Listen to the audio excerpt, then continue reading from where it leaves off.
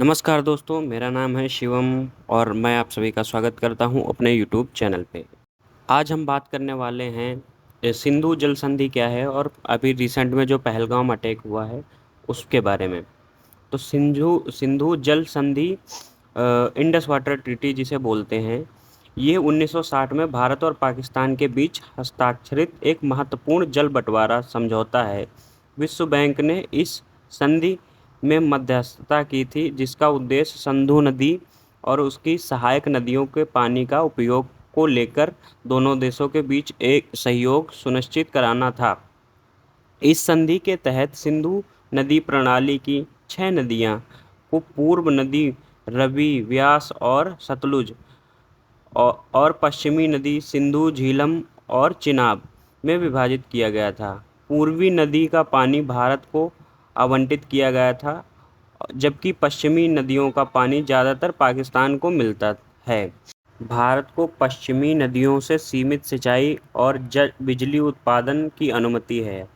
हाल ही के घटनाक्रम में 22 अप्रैल 2025 को हुए पहलगाम आतंकवादी हमले के बाद, जिसमें कई पर्यटकों लगभग 28 पर्यटकों की जान चली गई, भारत ने इस इंडस वाटर ट्रीटी को सस्पेंड कर दिया है।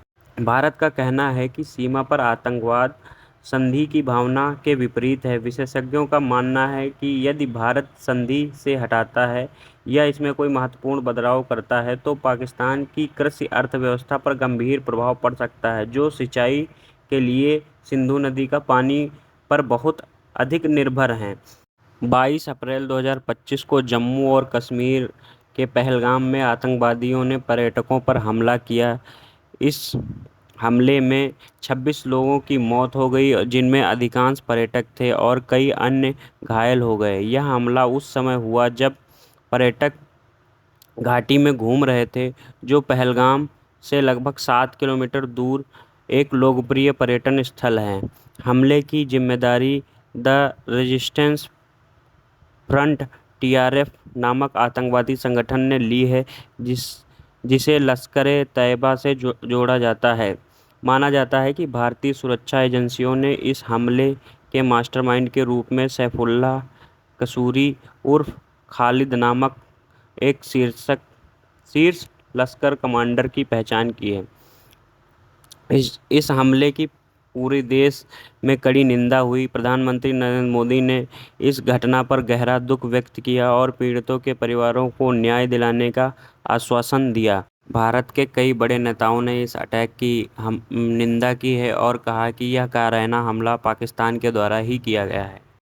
भारत सरकार ने इस हमले के मद्देनज़र पाकिस्तान के खिलाफ कड़े कदम उठाए हैं, जिसमें पाकिस्तान के नागरिकों को जारी किए गए अधिकांश वीज़ा तत्काल प्रभाव से रद्द करना और सीमा पर सुरक्षा बढ़ाना शामिल है। राष्ट्रीय जांच एजेंसी (एनआईए) ने इस हमले की जांच शुरू कर दी है और यह हमला कश्मीर में हालिया वर्षों में पर्यटकों पर सबसे घातक हमले में से एक है और इनसे क्षेत्रों में शांति सुरक्षा स्थिति पर गंभीर सवाल खड़े कर दिए गए हैं।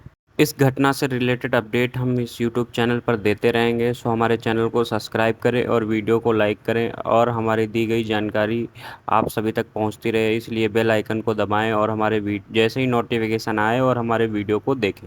Thanks for watching.